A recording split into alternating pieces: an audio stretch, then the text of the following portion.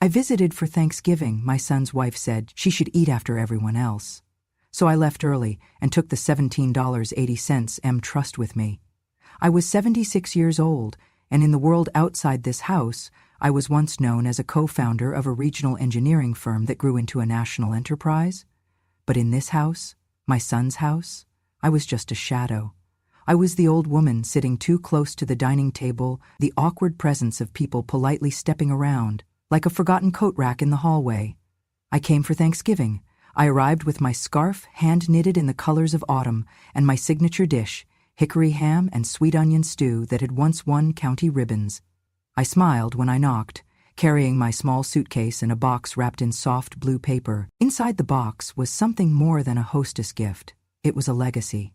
But I never got to hand it over. They welcomed me with polite air kisses and one-armed hugs. My son, Ethan, was distracted from the start, glancing at his phone, gesturing vaguely toward the den. His wife, Jenna, gave me a smile as thin as the edge of a razor blade and ushered me toward the kitchen like I was an errand to complete. I helped set the table. I folded the napkins with care. I complimented the cranberry centerpiece. I complimented Jenna's dress, even though she had once told me red was too bold for someone my age. I sat at the far end of the long table, smiling at my granddaughter across from me, her little fingers fidgeting with her fork. Dinner was served. The turkey was dry. The conversation was even drier, but I smiled, I nodded, I asked questions about school and work and soccer games, though no one asked me much of anything at all. Then, as I reached for the mashed potatoes, Jenna said it, loudly, clearly, in front of everyone. She should eat after everyone else, she said, as if I were not there, as if I were a distant aunt or a confused neighbor. We do not need her awkwardness ruining the energy. The room went still. The words hung there like cigarette smoke. My hand froze mid-air. My son Ethan did not speak up. He did not laugh to diffuse it. He did not say, "Mom, that is ridiculous." He just looked down at his plate and muttered, "Mom, just go with it. Jenna has had a hard day." A hard day. That was his excuse for letting his wife humiliate his mother on Thanksgiving. In that moment, as I stood between silence and sorrow, I realized a truth strangers already knew. The quiet are not powerless. They are the architects of resilience. I wanted more than just escape. I wanted a legacy they could not ignore. I stood slowly. My legs were steady, my voice was gone. No one stopped me. I stepped away from the table. I walked to the foyer and picked up my suitcase. I left the box on the hallway table, unopened. Inside was a USB drive containing my updated trust documents. $17.8 million in revised beneficiary designations, legal transitions, and a quiet note saying, "Use this wisely." I had planned to give it after dessert. I had imagined my granddaughter opening the box, her eyes lighting up. I had pictured Ethan reading the documents, his voice cracking with surprise. But that was before they showed me who they were. I opened the door. The wind was sharp, carrying the smell of pine and chimney smoke. My scarf fluttered behind me. I stepped outside, suitcase in hand, the silence of my exit unnoticed by the people still laughing in the dining room behind me. They did not come after me. No one ran. No one called my name. I stood on the porch, waiting. 1 beat, 2, nothing. Just the clinking of forks on china and the hollow sound of a door slowly closing behind me. I turned and walked down the brick path. My boots tapped steady on the walkway. My heart ached, but not from sadness, not from betrayal, from clarity. I got in my car. I started the engine. I did not cry. I drove past the streets where Ethan used to ride his bike, past the school I had helped fund through anonymous donations, past the park where I had pushed him on the swings every Saturday for years while his father disappeared into bottles. At a red light, I glanced at the blue box, still in the passenger seat. I had picked it back up after stepping outside. Reflex, perhaps, or something more. Inside that box was a decision, a chance, a legacy I had earned through years of silent sacrifice. And now, it would not go to someone who saw me as awkward. It would not go to a man who could not defend the woman who once taught him to read. It would go elsewhere. I turned left instead of right. I booked a small inn near the river, one of those cozy places with quilts on the beds and lemon water in the lobby. I ordered tea. I sat in the window and watched the wind stir the trees. I pulled out the USB and looked at it, small, silent, powerful. They would not know what they had lost until it was too late. They would wake tomorrow and wonder where I had gone. They would guess it was age, emotion, maybe confusion. But I was not confused. I was done. I had raised a son who thought silence was easier than decency. I had baked meals for holidays I was not even invited to. I had endured slights disguised as jokes, jabs dressed as concern, and now, this, a command to eat last in my own bloodline's home. And so I left. And with me, I took every dollar, every deed, every future advantage they had quietly assumed belonged to them. Because the thing about women like me, the quiet ones, the ones who sit at the edge of the room and smile politely, we remember everything. And when we move, we do not raise our voices. We raise the ground you stand on. Most people look at me and see a woman who stayed home, who baked pies, folded laundry, and kept quiet during dinner conversations. They see soft hands, gray hair, and assume I was always someone's wife, someone's mother, but never someone in my own right. What they do not know is that in the early 1970s, I co-founded one of the first industrial automation firms in the South. I was 23 when I designed my first production line algorithm. My partner, Malcolm, handled the pitch meetings. I handled the math, the flow charts, the design schematics. We were a perfect team. He had the charm, I had the mind. We installed control systems in textile factories and auto plants before most people even knew what a programmable logic controller was. The technology we built became the foundation for entire state contracts. At one point, we were running 20 installations a month across 3 states. We streamlined the supply chain of an entire regional grocery brand, using nothing but code and copper wire. But you would never know any of that by looking at our documents. You would not see my name on any of them.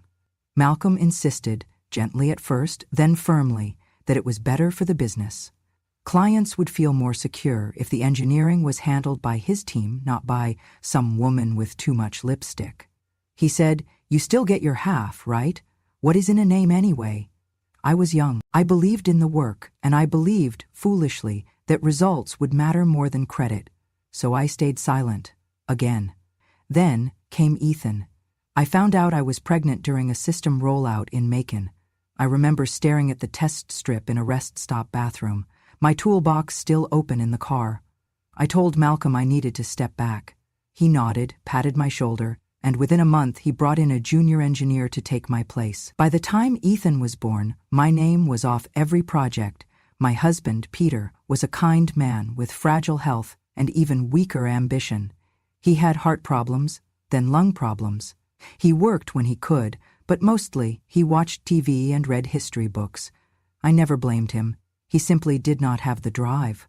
So I paid the bills. Then his mother moved in after a fall broke her hip. She was sharp-tongued, demanding, and completely bedridden. She refused hired help. She said, "Daughters-in-law are meant to serve." So I served. I bathed her. I cleaned him. I raised Ethan. And not once did anyone ask me why I was not working. Because to them, I was doing exactly what I was supposed to. The woman sacrifices. The woman adapts. The woman disappears. My old drafting table became a changing table. My circuit boards gathered dust while I cut coupons and memorized Ethan's school lunch schedule. When friends from the old firm called, I pretended I was too busy to talk. I was not busy. I was grieving. I used to design intelligent systems. Now, I managed a household where the washing machine screamed every Thursday, and the only thing automated was my own exhaustion. Still, I taught Ethan everything I could. I made math games out of candy wrappers. I turned our garage into a miniature lab. I wanted him to see how things worked. I wanted him to see me. But children rarely see what they are not taught to value. By the time he was a teenager, he spoke of engineering like it was a family mystery he had discovered on his own. When he asked me once if I had ever been interested in math, I just smiled and said, "A little." He never asked again.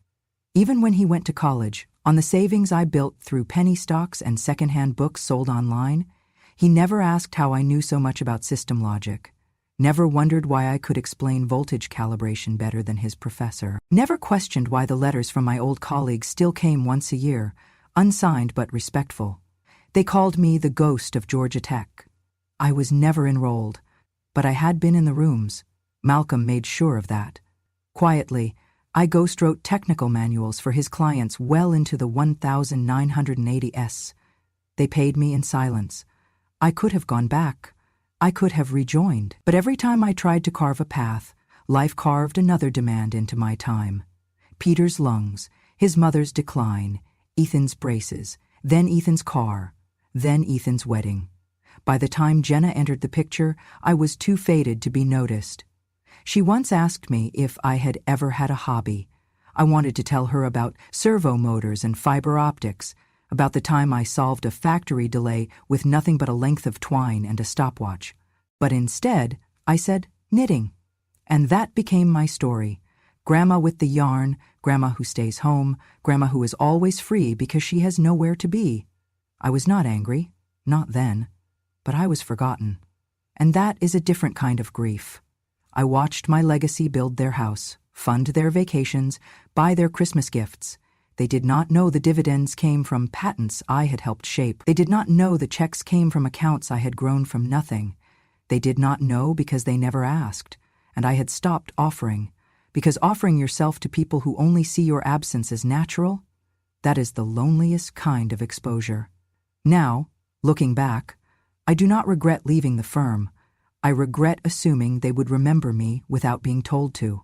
I thought they would ask. I thought they would wonder. I thought one day they would look at me and say, "You built something once, didn't you?" But they never did. Because the world taught them I was not supposed to, and I had let it. Last October, the first cold front swept through Georgia, and I spent 3 evenings knitting a scarf for my granddaughter. Sky blue, with a soft cable stitch, and a note tucked inside. For chilly mornings and strong hearts. Love, Grandma. I mailed it with care, priority envelope, wrapped in tissue, a tiny cinnamon sachet tucked in for scent. A week later, it came back. Same envelope, different handwriting. Inside was a post-it note from Jenna. "We don't do thrift energy. Please stop." No explanation, no thank you, just that phrase. Thrift energy, as if handmade warmth was now a burden, or worse, an embarrassment. As if something not bought with a brand name had no place around her daughter's neck. I sat with that envelope on my lap for hours, not crying. I had long since stopped crying over things that deserved silence. But I felt it, tight and slow in my chest. 3 days after, Ethan texted me.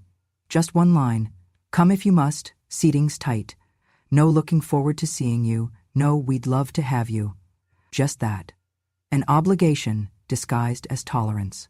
Come if you must, as if I were the unwanted aunt at a family reunion. Not his mother, not the woman who once held his life and future in her hands. But I packed anyway. I baked my pecan bourbon pie, his favorite growing up. I ironed my best coat, the one with the stitched rose buttons. I brought the scarf again, just in case. And one more thing. Tucked into a second envelope, sealed in a fireproof folder, were the updated documents for the Trinity Endowment, the charitable trust I had built in secret over 20 years. It was once earmarked for Ethan, a legacy fund meant to bear his name. He never knew, of course. He never asked where my money came from, just assumed it was old family stuff. But that week, I changed it. Every clause, every name. The new beneficiaries were women engineers, single mothers in STEM, and rural students who showed promise but lacked support. And my son? Erased. Not out of revenge, but out of reason, because he had proven again and again that he saw my value only when it came attached to a check. And even then, it was transactional, conditional, dismissive. I kept the new documents in my handbag, right behind the card I had written to the girls. It said, "Thank you for being a light in my life." It was meant to go with the scarf. When Thanksgiving came, I took the 6:45 IEMing bus to Atlanta. My joints ached, but I dressed carefully, my hair pinned, my hands steady. I arrived with warm pie, wool mittens, and a heart heavy with both hope and preparation. I rang the doorbell at exactly 2:00 p.m. The door opened. Jenna blinked. Not at the pie, not at the coat, not even at me, just at the inconvenience of it all. "Oh," she said. "You're early." I smiled. "Only for 10 minutes. She didn't move to take the pie. "Well, the oven's full, you'll have to keep that with you for now." Inside, Ethan greeted me with a nod. Not a hug, not a kiss, a nod, like I was a neighbor delivering borrowed tools. The girls were polite, distracted by their phones. No one asked about the scarf. The table had been set for 9. I made 10. No one made space.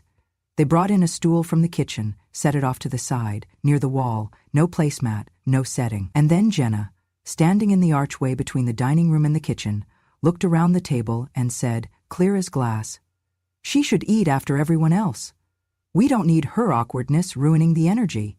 She said it with a smile, that kind of passive-aggressive shine only well-practiced hosts possess. The room fell silent. One of the girls giggled, not knowing why. I turned to Ethan, waiting for a response. He didn't look up, just stared at his plate and muttered, "Mom, just go with it. Jenna's had a hard day." That was the moment, not the words, but the way he let them land and stay there, as if I was too heavy for the room, too much even when silent. I stood up. I did not argue, I did not plead. I simply gathered my coat, I took my handbag, left the pie on the counter, untouched. The girls barely noticed. Jenna said something about the vibe returning. Ethan did not walk me out. I walked myself to the curb, called a cab, and sat with my envelope of new documents in my lap the whole ride back to the station. They never even asked what was in the gift bag I had left by the door. And that was fine, because by then, the only thing they had to lose was already gone. Dinner was already plated when I returned to the dining room, the last to sit down, though no one seemed to notice I had stepped away. The dining table looked like something out of a magazine, gold-rimmed china, cloth napkins folded like tulips, crystal glasses reflecting the chandelier light. There was a playlist of instrumental jazz humming in the background. And yet, not one seat had been made for me at the main table. I had to pull my stool closer, perching at the edge like a guest at a wedding who had arrived without an invitation.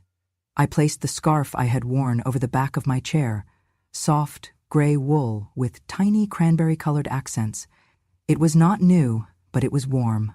I had made it for myself years ago, when arthritis first began to whisper in my knuckles. As I folded it gently, Jenna caught sight of it. She paused, fork halfway to her mouth, and said with a smirk, "Trying to look relevant again, are we?" The laughter that followed was not loud, but it was sharp. Ethan did not say anything. He just sipped his wine and avoided my eyes. I glanced across the table. My eldest granddaughter, Elise, only 12, looked up at me and smiled softly. She reached over to touch the scarf and whispered, "Grandma, can I wear this to school one day? It's pretty." My heart warmed. Just a flicker. Until Jenna turned sharply toward her, lips tight. "No," she said coldly. "We don't borrow leftovers." The word hung in the air like smoke. Leftovers. That was what I was now, a human remnant, an afterthought, something unworthy of new plates and fresh seats. Elise shrank back into her chair. I could see the confusion on her face, not just at the words, but at the tone, the cruelty of it, cruelty she had been taught to ignore just like her father. I set down my fork. I had not taken a single bite. Slowly I rose to my feet. The stool creaked beneath me as it shifted. No one stopped eating. No one asked why. Ethan looked up for half a second. His expression was blank, not confused, not regretful, absolutely just inconvenienced. I did not speak. I did not cause a scene. I walked to the hallway, picked up my coat and slipped it on. My fingers trembled slightly, not from weakness, but from restraint. In the living room, the fire crackled. Someone had put on a new playlist, modern pop, the music of a house that had no room for the old. At the front door, I paused. On the side table was the envelope I had left earlier, tied with ribbon. Inside it was the updated trust paperwork, the revised beneficiaries, and the formal withdrawal of Ethan's name from every asset I had quietly prepared over the years. I had planned to hand it to him after dinner, after coffee, after perhaps hearing a "thank you" or a "Mom, I'm glad you came." But now? Now it will stay with me, not as revenge, but for clarity. I picked it up, placed it back into my handbag, and walked out into the crisp night air. The wind caught my coat as I stepped down the porch. Behind me, through the window, I could see them all, laughing, chewing, sipping wine. The candlelight danced on the glass like it had something to celebrate. They did not notice I was gone. Not right away, and by the time they did, it would be far, far too late. I returned to my small cottage on the outskirts of town, under a sky prickled with stars. The house was silent except for the ticking of the grandfather clock that still belonged to my late husband. The scarf lay on the armchair, soft and unassuming, but it would no longer represent my disappearance. I sat at my old desk, opening the folder I carried. Inside were documents I had prepared with painstaking care. The reformation of the trust fund of $17.8 million, earmarked originally in Ethan's name, now redirected to a new beneficiary, the Elder Wisdom Foundation. Not a dramatic name, bare and clear but powerful, a foundation to award scholarships and grants to women over 40 pursuing careers in technology. I took a pen, paused, and signed my name. Beneath it I added, effective immediately. My hand did not tremble. This money, my legacy of years balancing budgets and investing wisely, would not be squandered on people who called me leftovers. It belonged to the future, to women who were often dismissed, just as I had been. I left the ink to dry, then turned to my desk drawer and found the recordings. I had spent 3 nights digitizing old audio cassettes of my design sessions. I had saved images of hand-drawn flowcharts, thermal prints, schematics, back when a machine's control system was conceived in pencil and slide rule. I had saved correspondence, a faded letter from a client thanking me personally, a memo from a factory manager praising the engineer behind the seamless integration. Ethan never needed these words. He just needed to win contracts. So I tucked the recordings into a USB, labeled Proof Evelyn. Now I attached that USB and a cover letter to an email addressed to Margaret Hughes, a woman I had sat next to in engineering school. We had been 2 of only 3 women in our graduating class. Margaret went into investigative journalism. She wrote exposés on the culture of patent infringement and tech ethics. I had tracked her work for years but never dared to reach out. My email read, "Margaret, you may not remember me. I do not know what motivated me to try again after all this time, but the truth you taught me is that silence is not always strength. The files I have attached tell a story. I believe you know what to do with it." I pressed send. Then I waited. I spent the night reading old engineering journals and teaching myself new podcast editing software. In the morning, I found Margaret's reply. She wrote, "I remember your quiet voice in class. I will follow this. Prepare to be loud." The next 24 hours passed in a blur. News outlets began publishing a story titled, "The Engineer Behind the Legacy, Georgia Tech's Silent Pioneer Comes Forward." The headline caught my eye on the breakfast table. The article laid out everything. The early designs traced back to my hand, the versions filed now by Ethan's company, nearly identical, except his had been polished with modern optimization, a phrase they dared use without citing me. My name was there, bold, not as an afterthought, but at the top of the page. And I realized, once you rewrite history, you command it. By midday, investors were asking for ethics reviews. The company couldn't respond to questions without the baseline work being discredited. Shareholder confidence dropped, stock wavered. At home, the phone rang. I did not answer. I just sat quietly in my armchair, gently folding the scarf again, letting it rest across my lap like a banner. That evening, the network news ran a segment. "The Unheralded Architect, a Georgia Grandmother's Legacy Rises." A camera crew had spoken with Margaret. They showed audio of me explaining how a decade of code went uncredited. My voice, steady and unbroken, echoed across televisions in offices and living rooms. I was finally heard. The next morning, Ethan called. His voice was trembling. "Mom," he said. The just-go-with-it tone was gone. There was fear now, and maybe regret. I said nothing. I let him speak. He sputtered through apologies, half-formed. He tried to say he was proud of me, but the words emptily echoed. I knew you did things. I always thought it was stuff from Dad." He stumbled. The illusion collapsed. I waited for him to ask me to return the money. But he did not. He was afraid. Instead, the Elder Wisdom Foundation received its first applications. Women engineers in their mid-40s, 50s, even 60s wrote letters about returning to education, pivoting careers, chasing dreams that technology awakened in them decades ago. Programs emerged. Mentorship for women re-entering STEM, rural high school girls building robots, scholarships for mothers studying engineering degrees, and at the first annual ceremony, a banner read, "For Evelyn, who taught us we could still build even after being told we should sit down." I was there, seated quietly in a front row chair, wearing my scarf. When they spoke, I did not speak back. I let them speak to me into the room. Meanwhile, Ethan's press team scrambled to spin ethics reviews, to apologize without admitting wrongdoing. He lost a major contract, his firm's valuation plummeted. A month later, a letter arrived on my porch. It was thin, on heavy gray paper. The return address was from the high school down the road. Enclosed was a program from a robotics competition where my granddaughter had won first prize. On the back, they had added, "Thank you, Grandma Evelyn, for showing me how to think beyond my place." And that, more than any courtroom vindication, was where I stood victorious, not because I had power over my son, but because his disregard made me realize I had a broader canvas to paint on. I had been searching for permission to exist. Now, I found something better, a platform. I did not read Ethan's final voicemail. I did not respond. I was busy writing scholarship checks, building foundations, teaching women to trust that years of invisibility did not make them invisible. I never sought headlines. I only sought that quiet justice that comes not with noise but with impact. 2 weeks later, the headline lit up the morning news. Grandma founder redirects $17.80 M to women in tech after Thanksgiving humiliation.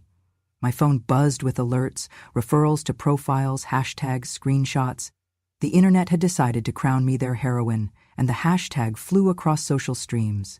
She ate last but won first. It trended on Twitter and Instagram. Even a local election candidate retweeted it with a photo of me knitting.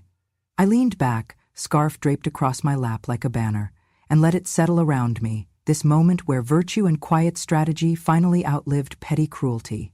That afternoon I opened a new envelope. It had the seal of MIT. Inside was an invitation to speak at their annual Silent Engineers Recognition Gala, a night honoring those whose innovations went uncredited. They called me a trailblazer, the quiet founder. They asked me to come speak. I cried. Not like I used to, out of sadness. I cried for being seen. I accepted. A few days later, the National Engineering Institute sent word. They were creating a large portrait of me, from my 20s, standing at a chalkboard covered in diagrams, chalk dust in my hair, and they would hang it on the wall of their main hall. "We are correcting the record," their letter said. Meanwhile, back at home, Ethan's company faced audit notifications and ethics reviews. His name had been erased from almost every asset. Contracts fell through, investors withdrew. Film crews began knocking at their door, cameras capturing the same home where I had once been told I was irrelevant. I did not gloat. Then, 3 months later, another letter arrived. It was from him. He applied for a grant from the very Elder Wisdom Foundation I created. He needed funding for a new project. The letter of rejection read, "Applicant does not meet standards for integrity." I placed it beside my knitting basket and whispered, "Exactly." Life moved forward. At MIT, I stood on that stage, silver hair under spotlights, scarf like a ribbon of triumph. I spoke softly, telling young women that brilliance does not expire with age and that quiet deeds can build loud legacies. I never mentioned Ethan.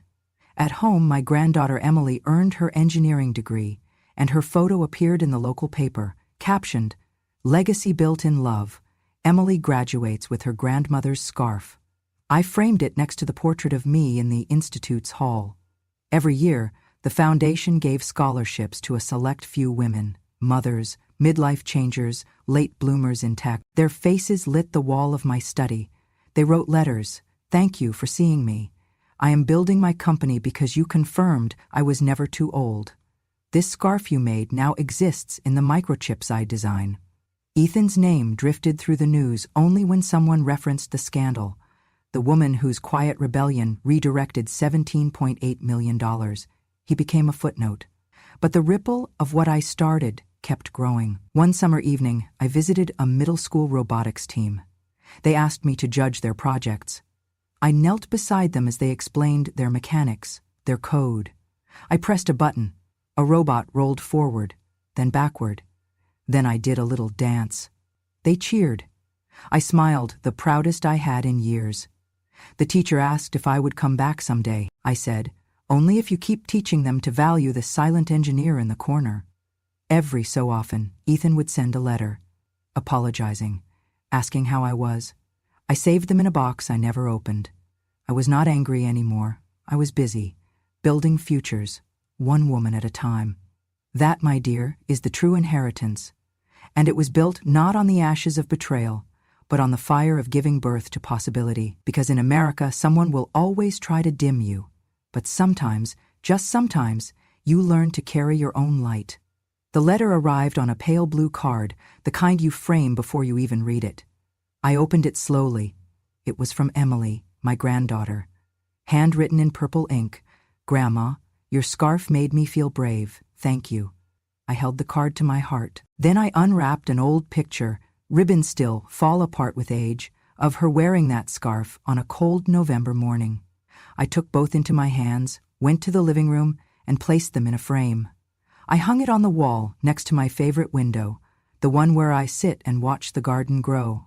Now it watched over me, a quiet reminder that courage can be passed down, stitch by stitch.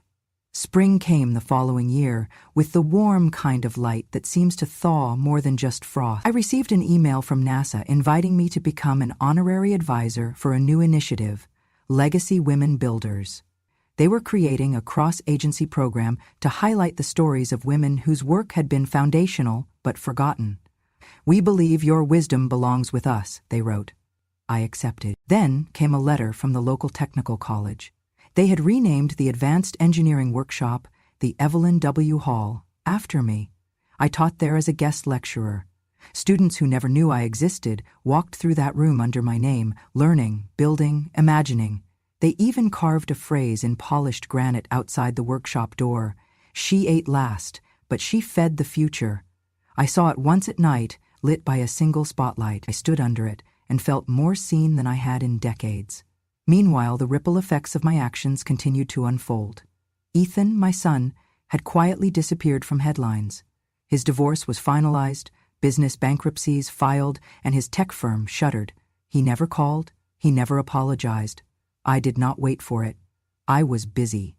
The foundation I created had started awarding scholarships that spring. Applications poured in, women in their 40s returning to engineering school, single mothers building tech startups, rural coders rewriting apps that tracked local crops and weather. I read every essay. I cried over ambition that had stalled but would now launch. At the final awards ceremony, Elise, my granddaughter, presented me with a model robot she built. It was small, made from scrap metal and recycled circuit boards. It looked like a beast, fierce with determination. She pressed its button and it powered on, lights blinking, and in front of the audience, it honored my legacy. I said a few words. I told them that brilliance does not retire with age, that silent contributions deserve recognition, and that no one should ever be asked to eat last again. Ethan did send one more thing, a letter in a plain envelope. "Mom, you were right. I was wrong. I am sorry I was blind."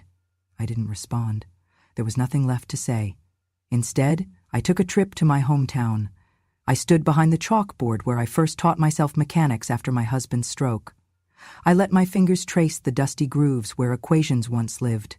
I sat in the bleachers when the robotics team practiced, breastfeeding this new generation, one wrench, one code, one heart at a time. And one afternoon, the phone rang. It was NASA. The Legacy Women Builders Committee wanted to establish an annual award in my name to honor women whose unseen work shaped our world. It would be called the Evelyn Hall Silent Founder Award. I paused before answering. I had invented, taught, counseled, knitted, and thumbtacked more women's futures than I could count.